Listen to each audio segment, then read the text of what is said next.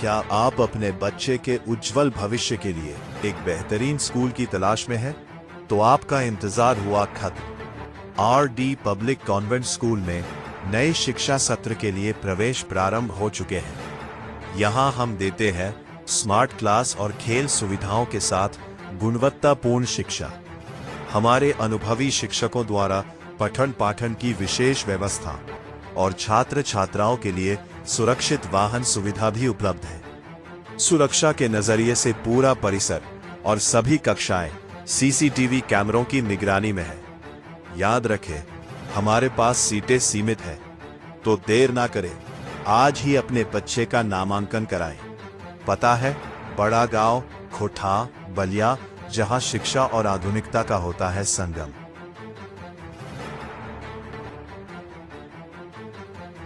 मैं उमेश कुमार यादव, प्रबंधक RD. Public convent school, बड़ा गांव खुटाहा। सर, नए शिक्षा सत्र की शुरुआत हो चुकी है। नए शिक्षा सत्र को लेकर के आपके संस्थान द्वारा क्या योजनाएं हैं? नए सत्र में जो भी हमारे यहाँ बच्चे दूसरे स्कूलों से आते हैं उनका स्वागत है, तथा जो बच्चे मेरे यहाँ पहले से पढ़ रहे हैं उनका भी बहुत बहुत धन्यवाद, स्वागत है। उन गार्जियनों का भी मैं बार बार अभिवादन करता हूँ जिन्होंने इस विश्वास के साथ मेरे यहाँ अपने बच्चों को भेजा कि हमारे यहाँ बच्चों की पढ़ाई समुचित तौर तरीके से होगी, जो शिक्षा पद्धति है उसके अनुसार किया जाएगा, तथा जो भी शिक्षात्मक कार्य होंगे उसके विकास के लिए हम अपनी पूरी टीम के साथ उनके साथ लगे हैं। और ये हमेशा पूरी टीम ये तत्पर रहती है कि किस बच्चे में कितना कैसे विकास करना है। इसके लिए कक्षा अनुसार हम शिक्षक रखे हैं। हर कक्षा का सेक्शन में 40 बच्चे रहने अनिवार्यता कर दिया है इस साल। सर, कितनी कक्षाएं अभी संचालित हो रही हैं आपके संस्थान में? हमारे यहाँ नर्सरी से 8 तक की कक्षाओं में 2-2 सेक्शन है जी, और प्रत्येक सेक्शन में 40 बच्चे हैं और एक टीचर की नियुक्ति हुई है।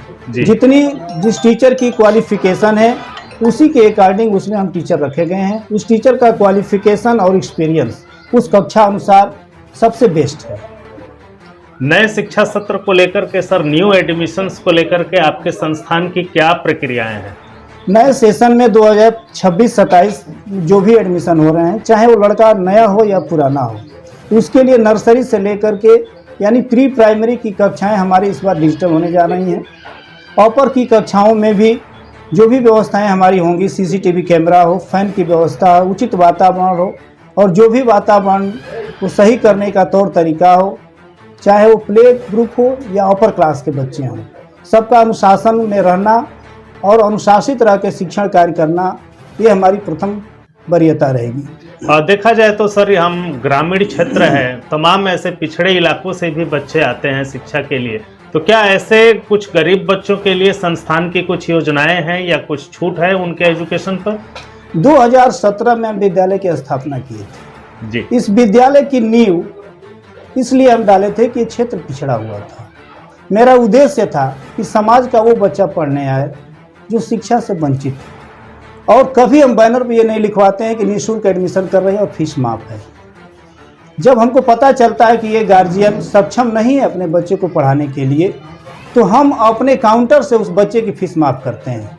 सरकार के द्वारा आरटीई नियमानुसार 15-25% बच्चों का एडमिशन हमारे यहाँ फ्री होता है। जो निःशुल्क एडमिशन कराते हैं उनसे 1 रुपये का हम फीस या सहयोग राशि नहीं लेते हैं। हमारा आज भी उद्देश्य रहता है कि इस क्षेत्र का कोई भी बच्चा जो शिक्षा से वंचित हो वो शिक्षा की मुख्य धारा में आके जुड़े, चाहे उसके पास पैसा हो या ना हो। यदि उसके पास पैसा नहीं है, उसको भी पढ़ाने के लिए हम संकल्पित है, पूरा विद्यालय संकल्पित है, हमारे पूरा टीचर स्टाफ उसके लिए तत्पर है कि वो बच्चा शिक्षा की लाइन से जुड़े और मुख्य धारा में अपने विकास को गति दे। नए शिक्षा सत्र को लेकर के सर, स्थानीय क्षेत्रवासियों से क्या कुछ कहना चाहेंगे या क्या कुछ अपील होगी आपकी? 2026-27 में जो भी अभिभावक इस आशा के साथ अपने बच्चे को भेज रहे हैं कि हमारा बच्चा शिक्षण कार्य में अच्छा रहेगा, ये हम वादा करते हैं कि हम अपने शिक्षण कार्य में बिल्कुल निपुणता के साथ अपने पूरी टीम के साथ उनके साथ हम लगे रहेंगे।